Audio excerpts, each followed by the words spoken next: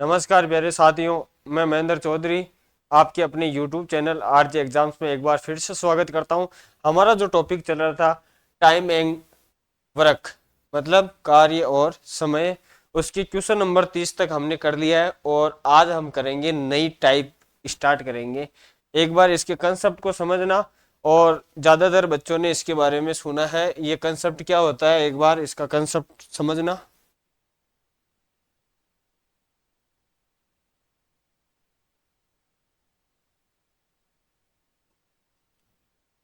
इसका कंसेप्ट होता है कि कोई व्यक्ति है M1 इंटू D1, मतलब कोई व्यक्ति M1 D1 मतलब दिन और H1 मतलब घंटे में W1 मतलब वर्क करता है, ये बराबर M2 into D2 into H2 बटा W2। ये एक फॉर्मूला होता है जिसे हम एमडीएच फॉर्मूला कहते हैं। एमडीएच फॉर्मूला कहते हैं। इसमें होता क्या है, जैसे कि क्वेश्चन दे रखेगा कि 10 व्यक्ति 5 दिन के अंदर 5 घंटे प्रतिदिन काम करके किसी काम को, कोई काम है एक, तो अगले 10 दिन में मतलब 10 दिन में 5 घंटे काम कर कर उस कार्य को कितने दिन में वो आदमी समाप्त करेंगे। तो उन आदमियों की संख्या मतलब M2 के बारे में हमें ज्ञात करनी है। M2 ज्ञात करना है, मतलब उन व्यक्तियों की संख्या ज्ञात करनी है। इनमें से कोई एक चीज आपको पूछेगा और बाकी चीज आपको क्वेश्चन के अंदर गिवन मिलेगी, मतलब प्राप्त होगी आपको। ठीक है, तो इस फॉर्मूले का आपको यूज में लेना है। इसी फॉर्मूले के आधार पर हम क्वेश्चनों को करते हैं। चलते हैं अगले क्वेश्चन की ओर। Question number 31। एक बार देखो क्वेश्चन क्या दे रखा है।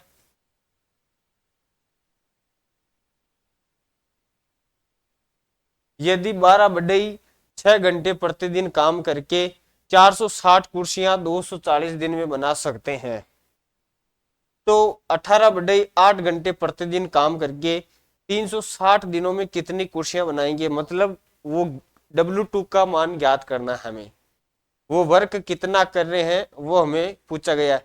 तो एमडीएच फॉर्मूला का प्रयोग करते हैं। MDH formula M1 D1 into H1 बटा W1 बराबर होता है M2 D2 इंटू H2 बटा W2।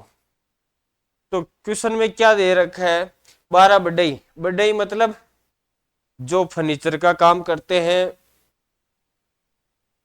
उन्हें बढ़ई बोलते हैं। 12 बढ़ई मतलब M1 का मान 12, D1 का मान मतलब कितने दिन में, 240 दिन में, तो 240 दिन इंटू कितने घंटे प्रतिदिन, 6 घंटे प्रतिदिन, 6 बटा कितनी कुर्सियां बना रहे हैं, 460 कुर्सियां, तो 460 बराबर M2 का मान 18 बढ़ई 18 इंटू D2 का मान कितने दिनों में, दिनों की संख्या हमें ज्ञात करनी है, मतलब D2 का मान हमें ज्ञात करना है।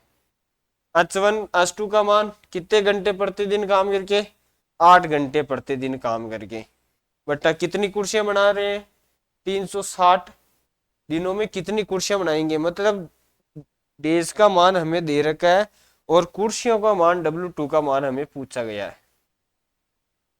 तो D2 का मान दे रखा है 360 दिनों में प्रति घंटे प्रतिदिन 8 घंटे काम कर कर कितनी कुर्सियां बनाएगा। W2 का मान हमें ज्ञात करना है क्वेश्चन के अंदर। तो सोल्व करते हैं इसको, यहां से W2 का मान हमें मिल जाएगा। 120 से चला गया 2 बार, 120 से चला गया 3 बार, और 8 से चला गया 12, 24, 24 से चला गया ये 3 बार, 3 छिक्के 18 से ये चला गया 18। तो W2 का मान आएगा हमारे पास में 460 इंटू 3, 460 इंटू 3 ये हो जाएगा 1380 कुर्सियां, 1380 कुर्सियां बनाएंगे। ऑप्शन नंबर बी आपका एकदम करेक्ट आंसर हो जाएगा, ऑप्शन नंबर बी। केवल एमडीएस फॉर्मूला का उपयोग करना है आपको, और जैसे जैसे क्वेश्चन में गिवन दे रखा है वैसे वैसे हमें इसका मान रखना है, पुटअप करना है। तो चलते हैं अगले क्वेश्चन की ओर। अगला question, question number 32। Question number 32 same उसी तरह का क्वेश्चन है। अब की बार m2 का मान हमें पूछा गया है, मतलब बर्नरों की संख्या हमें पूछी गई है। तो m1 का मान पहले अब डायरेक्ट रखते हैं। 6 बर्नर 6 घंटे प्रतिदिन काम करके 8 दिन में 450 रुपए का खर्चा आता है, तो बराबर 625 रुपए 10 दिन में 5 घंटे काम कर कर कितने बर्नर चलाए जा सकते हैं, मतलब m2 का मान हमें ज्ञात करना है। तो यहां से सोल्व करते हैं। 25 से चला गया, 25 नंबर 225 18 बार, और 25 से चला गया 25 का स्क्वायर 625, ये 25 बार। 5 से चला गया 5 बार, 5 से चला गया 2 बार, और 2 से चला गया 4 बार, और 6 से चला गया 3 बार, 6 से चला गया 3 बार। तो m2 का मान आ जाएगा, और 3 से चला गया 2 बार, तो m2 का मान आ जाएगा हमारे पास में 4 × 2, मतलब 8 बर्नर चलाए जा सकते हैं, 8 बर्नर चलाए जा सकते हैं। ऑप्शन नंबर बी आपका एकदम करेक्ट आंसर हो जाएगा, ऑप्शन नंबर बी। बस फॉर्मूला आपको याद होना चाहिए। फॉर्मूले के अंदर जैसे जैसे एक चीज के बारे में हमें पूछेगा, यहाँ पर जो वर्क होता है या कोई खर्चा होता है उस चीज को हम W1 और W2 मानते हैं। बस ये चीज याद रखनी है। चलते हैं अगले क्वेश्चन की ओर। Question number 33, 33 number question. देखो क्या दे रखा है एक बार क्वेश्चन में, सेम उसी टाइप का क्वेश्चन है। 40 आदमी 8 घंटे प्रतिदिन काम करके एक काम को 15 दिन में कर सकते हैं। ठीक है, 40 आदमी 8 घंटे प्रतिदिन काम करके 15 दिनों में कोई काम कर सकते हैं। काम को मान लेते हैं 1, ठीक है, बराबर। तब 60 आदमी 4 घंटे में उससे 2 गुना काम कितने दिनों में खत्म करेंगे, मतलब T2 का मान हमें ज्ञात करना है, और काम कितना है, उससे 2 गुना काम है। पहले 1 था, अब काम हो जाएगा 2। फिर आगे एक कंडीशन और दे रखी है, यदि पहली प्रकार के 3 आदमी, मतलब जो पहले प्रकार के आदमी थे M1, कितने आदमी, 3 आदमी, कितने घंटे, 2 घंटे में उतना काम करते हैं, 2 घंटे में उतना काम करते हैं जितने दूसरे व्यक्ति, मतलब M2, जितने दूसरे व्यक्ति M2 जो 4 व्यक्ति है कितने घंटे में करते हैं, 3 घंटे में जितना काम करते हैं इतना काम पहले प्रकार के 3 व्यक्ति 2 घंटे में करते हैं। यहां से M1 और M2 का हमारे पास में रेशियो आ जाएगा। क्या दे रखा कंडीशन, यदि पहली प्रकार के 3 आदमी, मतलब 3 आदमी M1 × 2 घंटे में उतना काम करते हैं, ये हो गया इनका काम। फिर दे रखा है जितना दूसरे व्यक्ति M2 4 व्यक्ति 2 घंटे में 3 घंटे में करते हैं। यहां से M1 और M2 का रेशियो आ जाएगा हमारे पास में, M1 और M2 का रेशियो आ जाएगा यहां से 3 से चला गया 3 बार, और 2 से चला गया 2 बार।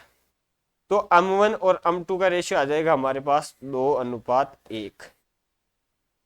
मतलब जो पहले आदमी थे, जो पहले प्रकार के आदमी थे, उनकी जो कार्य क्षमता है वो दुगनी होगी।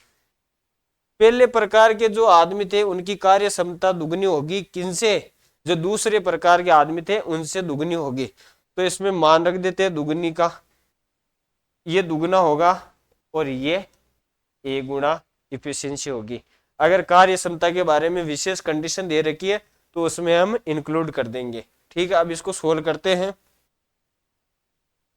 20 से चला गया 2 बार, 20 से चला गया 3 बार, 4 से चला गया 4, ठीक है, फिर दे रखा है यही कट रहा है, 3 से चला गया 5 बार, तो D2 का मान आ जाएगा, ये दो इधर मल्टीप्लाई होगा तो 5 दूनी 10, 10 और 8 80, 80 डेज के अंदर कार्य करेंगे, 80 दिन में काम को खत्म करेंगे। ऑप्शन नंबर सी आपका एकदम करेक्ट हो जाएगा, ऑप्शन नंबर सी। इसमें एक विशेष कंडीशन दे रखी थी जिससे हमारे पास में जो पहले प्रकार के आदमी और दूसरे प्रकार के आदमी है उनकी कार्य क्षमता का अनुपात आ जाएगा और उसका मान हम यहाँ पर रख देंगे। माना कि यहाँ पर पहले प्रकार के आदमी की कार्य क्षमता आई थी 2, तो उसका मान हम पहले प्रकार के आदमियों के साथ इसको मल्टीप्लाई करेंगे, और दूसरे प्रकार के जो आदमी की कार्य क्षमता आई थी वो थी 1, तो हम इसको दूसरे प्रकार के जो आदमी थे उसके साथ में इसको कार्य क्षमता को मल्टीप्लाई कर देंगे, तो हमारा जो आंसर आया वो आया 80 दिन के अंदर इस काम को खत्म कर देंगे। ऑप्शन नंबर सी आपका एकदम सही आंसर हो जाएगा। चलते हैं अगले क्वेश्चन की ओर, क्वेश्चन नंबर 34। क्वेश्चन नंबर 34 क्या दे रखा है, सेम उसी टाइप का क्वेश्चन है। 6 व्यक्ति 8 घंटे प्रतिदिन कार्य करके प्रति सप्ताह दे रखा है, तो ठीक है, नहीं तो डेज में लिख सकते हैं 7 दिन, तो डेज के अंदर हम सप्ताह के अंदर ही रहने देते हैं इसको, क्योंकि जो टाइम की इकाई है वो अगर डेज के अंदर पूछी गई है तो हम डेज के अंदर निकालेंगे 7 से गुणा करके, और सप्ताह के अंदर पूछी है तो सप्ताह के अंदर निकालेंगे। दोनों तरफ जो इकाइयां हैं वो बराबर होनी चाहिए, मेन चीज ये है, ताकि आपस में कैंसिल आउट हो जाए। ठीक है, 6 व्यक्ति 8 घंटे प्रतिदिन कार्य करके एक सप्ताह में कितने रुपए अर्जित करते हैं, 8,400 रुपए अर्जित करते हैं। ठीक है, बराबर, तो 9 व्यक्ति द्वारा 6 घंटे प्रतिदिन कार्य करके प्रति सप्ताह, यहां पर भी प्रति सप्ताह दे रखा है और यहां पर भी प्रति सप्ताह दे रखा है, तो दोनों चीजें सेम ही है, तो कोई दिक्कत नहीं आएगी। अर्जित की जाने वाली राशि ज्ञात करनी है, मतलब W2 का मान हमें ज्ञात करना है। अब सोल्व करते हैं, इसको सोल्व करते हैं तो 8 से चला जाएगा, 8 एकम 8 और 8 पंजे 40, 1050, यह आ जाएगा 1050 8 से, और 6 से 6 कैंसिल आउट हो जाएगा, तो W2 का मान आ जाएगा हमारे पास में 9 × 1050, 9 × 1050 सोल्व करते हैं, 0 45 4 4 और 9, 9,450 रुपए की राशि। ऑप्शन नंबर ए आपका एकदम करेक्ट आंसर हो जाएगा कि प्रति सप्ताह जो राशि अर्जित होगी वो होगी 9,450 रुपए, 9,450 रुपए। ऑप्शन नंबर ए आपका एकदम सही आंसर हो जाएगा। चलते हैं अगले क्वेश्चन की ओर। अगला क्वेश्चन सेम उसी टाइप का क्वेश्चन है, एक बार देखना इसको।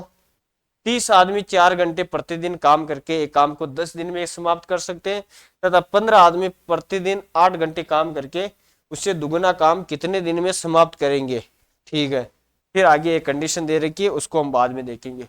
तो पहले प्रकार के जो आदमी है वो 30 आदमी है, प्रतिदिन 4 घंटे काम करते हैं और एक काम को 10 दिन के अंदर समाप्त कर देते हैं। ठीक है, आगे क्या दे रखा है, तथा 45 आदमी, जो दूसरे प्रकार के आदमी है वो 45 प्रतिदिन 8 घंटे काम करते हैं और कितना काम है, दुगना काम है, तो कितने दिन के अंदर वो समाप्त करेंगे, मतलब दिनों की संख्या हमें ज्ञात करनी है, कितने दिन के अंदर वो समाप्त करेंगे। फिर एक कंडीशन दे रही कि यदि पहली प्रकार के 2 आदमी, मतलब पहली प्रकार के 2 आदमी M1 प्रकार के 2 आदमी 2 घंटे में जितना काम करते हैं उतना काम करते हैं जितना दूसरी प्रकार के 4 व्यक्ति M2 प्रकार के 1 घंटे में करते हैं, 1 घंटे में। यहाँ से M1 और M2 का रेशियो आ जाएगा 2 दूनी 4 से 4 चला जाएगा, तो M1 और M2 का रेशियो हमारे पास में आ जाएगा 1:1 में। अब इन दोनों को 1:1 में मल्टीप्लाई करते हैं, मतलब पहले प्रकार के जो व्यक्ति है उनकी कार्य क्षमता 1 अनुपात में, और दूसरे प्रकार के जो व्यक्ति है उनकी कार्य क्षमता 1 अनुपात में। तो हम यहाँ पर 1 से गुणा करेंगे और इधर भी 1 से गुणा करेंगे, कोई मान में कोई परिवर्तन नहीं आएगा। बस इसी को सोल्व करते हैं, जो D2 का मान आ जाएगा वो ही हमारा आंसर हो जाएगा। यहाँ पर कुछ संख्या अलग होती, एक के अलावा कोई दूसरी होती, तो हम इसको मल्टीप्लाई कर देते। ठीक है, तो यहाँ पे दोनों तरफ कोई मान में परिवर्तन नहीं आएगा, किसी संख्या को 1 से मल्टीप्लाई करने पर कोई फर्क नहीं पड़ता। चलते सोल्व करते हैं इसको। 15 से चला गया 2 बार और 15 से चला जाएगा 3 बार। 4 से 4 दूनी 8 से चला जाएगा 8, और D2 का मान आ जाएगा 10 × 2 20, 20/3। D2 का मान आ जाएगा 6 सही 2/3 डेज, 6 सही 2/3 डेज। जो ऑप्शन नंबर ए अपना बिल्कुल सही एकदम करेक्ट आंसर हो जाएगा। ऑप्शन नंबर ए 6 से 2/3 डेज का समय लगेगा उनको कार्य करने के लिए। ऑप्शन नंबर ए आपका करेक्ट आंसर हो जाएगा। चलते हैं अगले क्वेश्चन की ओर।